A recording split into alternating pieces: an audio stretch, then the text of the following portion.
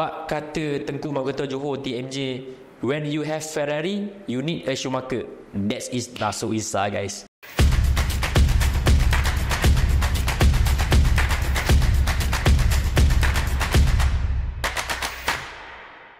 Hello, assalamualaikum. Kembali lagi untuk Sembang Kencang Extra Time minggu ni. Macam biasa last week tak sempat buat. So this week memandangkan tadi aku tengah lepak-lepak minum kopi, keluarlah line up 26 senarai pemain yang dipanggil untuk kem latihan untuk dua perlawanan antarabangsa, iaitu melawan Laos di Bangkok pada 14 November dan melawan India pada 18 November. 20 pemain dikekalkan masa last call up masa lawan New Zealand. Antara 6 muka baru yang dipanggil kali ini adalah Ubay daripada Terengganu, Mukairi Ajmal, Sergio Aguero daripada Pahang, Naso Isa dan juga kapten kita Dion Kul. Bukan nak kata for the first time ke, pemain JDT hanya ada 5 saja yang dipanggil, dan aku nampak squad kali ni balance. Kesemua pemain-pemain ni yang dipanggil berdasarkan prestasi semata-mata, kecuali Mukairi. Aku tak menghentam Mukairi tak apa, kita tengok pada soal goalkeeper dulu. Shihan dan Azri Ghani dikekalkan. Kalau kita tengok sebelum ni mungkin diorang akan bertukar-tukar lah, kadang-kadang Kalam, kadang-kadang Aziz, kadang-kadang Syed Izhan. Tapi Aziz Nazli dipanggil, aku rasa setelah sekian lama tak dipanggil, setelah aku rasa dia beraksi dengan baik di Perak. Aku tak menidakkan Aziz Nazli sebenarnya, tapi aku merasakan untuk prestasi semasa sekarang ni, aku rasa Azim Al-Amin berada di tahap yang terbaik. Sebab apa? Dia ada, walaupun dia seorang keeper muda, tapi pengalaman dia beraksi 3 di pentas besar Asia ACL 2, aku rasa sedikit sebanyak. Aku rasa dia layak dan patut berada dekat situ. Okey, untuk part-part lain sebenarnya, of course, dia bukan macam mana nak kata terkejut ke tak terkejut, bukan. Akhirnya aku rasa setelah kian lama nama Kobing Ong digugurkan.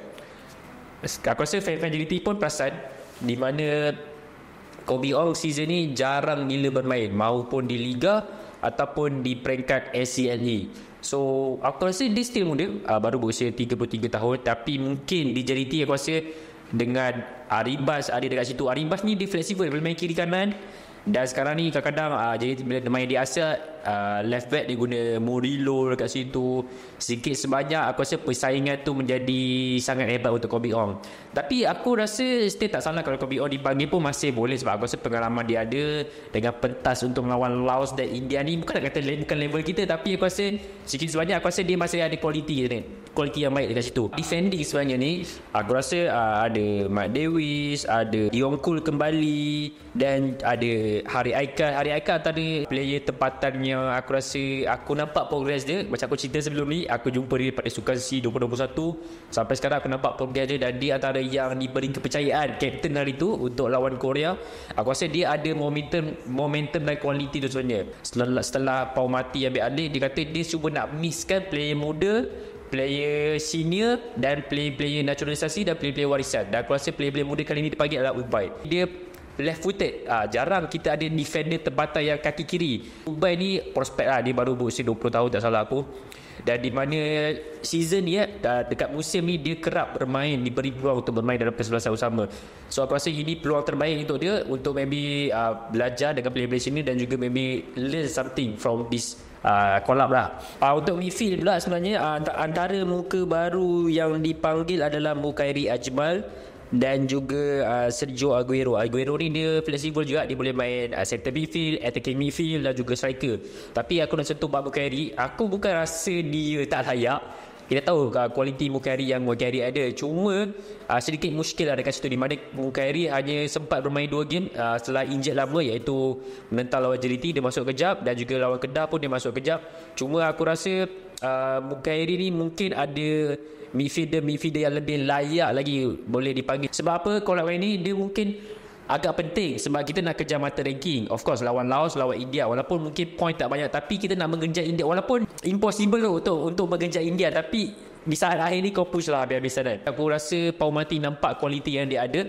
Sebab kita tahu Mukairi ni dia jenis yang kaki shooting daripada luar kotak, dia boleh ambil set piece, dia boleh ambil corner. Cuma yang kali ini digugurkan adalah Hendrik Dos Santos, dan aku tak sure, aku agak terkejut sebenarnya. Kita kekurangan player yang IQ tinggi macam Hendrik untuk number 10 ni. Sebab kita ada number 10 sekarang ni mungkin Paulo dan juga Hendrik lah. Cuma Paulo sekarang ni lebih banyak di KL, dah banyak main sebagai false nine. Tapi Endrick ni aku tak sure di Vietnam sekarang dia injured ke. Mungkin ada fan-fan yang tahu ke, boleh komen dekat bawah. Dan satu lagi, sebelum ni bila nama dia dipanggil, orang mengecam, mengeritik lagi-lagi di pentas di Piala Asia, Naso Insa. Ini pilihan terbaik midfield yang kita ada. Walaupun di usia 38 tahun. Siapa tengok game JDT di SCL ni, dah 4 game JDT bermain. Keempat-empat game Naso beraksi sebagai kesebelasan utama sebagai kapten. Dan JDT menang 2, seri 1, kalah 1. Game yang dia menang, yang dia seri ataupun game yang dia kalah tu, Naso ni dia what a player lah sebenarnya. Walaupun dia usia 38 tahun, tapi kualiti dia yang pernah beraksi di La Liga, ini Naso yang aku kenal sebenarnya. Calmness dia atas padang, command dia atas padang, dia collect ball daripada bawah untuk transisi daripada defend, tengah ke attacking. Dia engine yang dia tak ada speed, tapi dia ada control ball yang baik, dia ada vision yang baik. So aku rasa walaupun di usia 38 tahun, mungkin aku rasa di kelayakan Piala Asia nanti tahun depan bulan 3, aku rasa kalau dia kekalkan momentum ni, dia harus ada dalam skuad national team walaupun di usia 38. Sebab kata Tengku Magetan Johor TMJ, when you have Ferrari, you need a Schumacher. That is Naso Insa, guys. So aku excited nak tengok Naso setelah last collab dia dekat Piala Asia. Dan aku rasa mungkin sedikit sebanyak bila line up tu keluar, ramai komen yang memuji Naso. Schumacher. So ini Naso punya pentas lah. Untuk striker, of course ketiadaan Darren Lock disebabkan injured. Kita ada Shafiq Ahmad, Paulo Josue, dan juga kita ada Sergio Aguero yang bermain sebagai striker. Hakimi pun boleh bermain sebagai striker di situ. Cuma aku bila line up tu keluar, aku sempat baca-baca komen dekat bawah. Orang ramai mengecam Makia, menghentam Makia disebabkan prestasi lalu. Tapi untuk aku sebenarnya, Makia ni dia one of the player yang kau perlu ada dalam squad national. Dan aku rasa sebab bila kau nak main di international level ni, sebenarnya ke nervous environment, intensity dalam game international dengan Liga tak sama. Tapi Akia dah ada pengalaman tu daripada umur dia 17 kan. Dia dah main international. Dia seorang player yang tak boleh main full 90 minit. Dan dia antara yang bagi aku still rasa dia the best super sub. Minit 70, 60 kau bagi dia masuk. Secara jujurnya, kalau kata aku secara overall, aku berpuas hati saja dengan apa yang Pau Mati panggil. Dan aku rasa ini mungkin second last ujian dia lah sekarang ni. Sebab nanti dia ada AFF. Walaupun kita tahu AFF nanti dia tak akan dapat panggil play-play yang play-play JDT ataupun play-play Selangor disebabkan bukan di dalam kalender FIFA. Cuma aku ada 4 nama yang aku rasa mungkin boleh dipanggil ataupun diberi peluang. Of course, yang pertama Azim Al-Amin. Tahun ni adalah prestasi yang sangat baik untuk dia sebab daripada sebelum dia pindah ke Selangor musim lepas, dia ada momentum tu aku rasa. Dan selepas kekalahan JDT 6-1 tu kan dia masuk minit 70 lebih kan, dia masuk dengan T-Sam. Dan daripada situ dia aku rasa dia keep up the momentum tu sampai di pentas Asia SCL 2 dia bermain 3 game, 1 clean sheet dan hanya 2 bolos. Seorang budak yang berusia 21 tahun main di pentas Asia, aku rasa dia ada kualiti yang sangat baik. Silap lawan Korea away ni pun dia akan main lagi. Dan nama yang kedua aku rasa setiap kali video keluar, Zafri aja lah antara yang aku kesian dekat Zafri.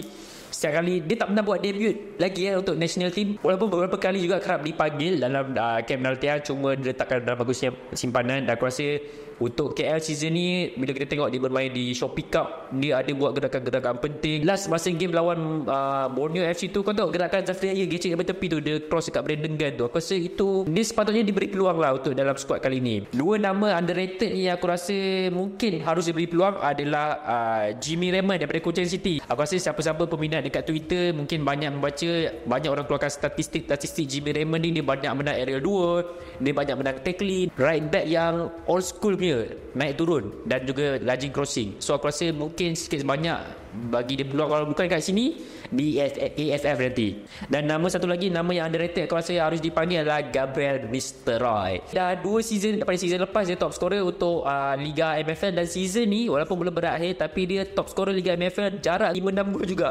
Walaupun dia dah berusia 24 tahun, dia pun jadi kapten bawa JDT 2. Dan aku rasa sedikit sebanyak kualiti yang dia ada sebenarnya ni, aku rasa dia dah layak main Liga Super. Mungkin kelab-kelab PDRM, kelab-kelab Perak ke, aku rasa dia kena berani untuk mengeluarkan diri dia untuk bermain daripada luar JDT lah. At least alone lah.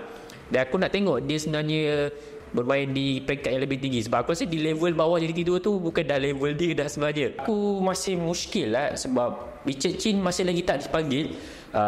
Sebab aku tak salah aku, dia dah dapat pasport Malaysia. Dan walaupun dia sekarang beraksi di non-league di England, dan aku rasa dia antara yang perform.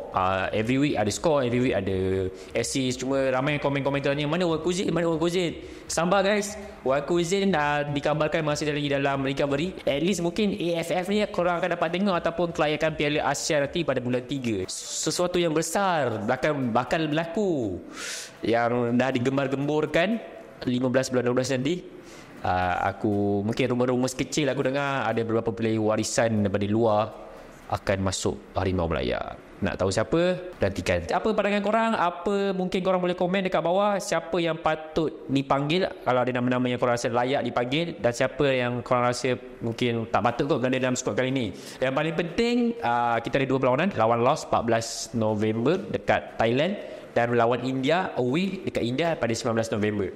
So boleh komen kat bawah apa prediction korang, apa harapan korang untuk 2 game terakhir ini. Aku rasa last untuk kalender FIFA untuk kejar mata ranking sebelum undian Piala Asia bulan 12 nanti. Semoga kita berjumpa lagi. Yang paling penting, ingat, nak mengkritik jangan sampai menghina player-player kita. Kita mengkritik adalah dasar prestasi mereka semata-mata. Okay, kita jumpa next video kata. Thank you for support. Ciao guys, bye bye, peace.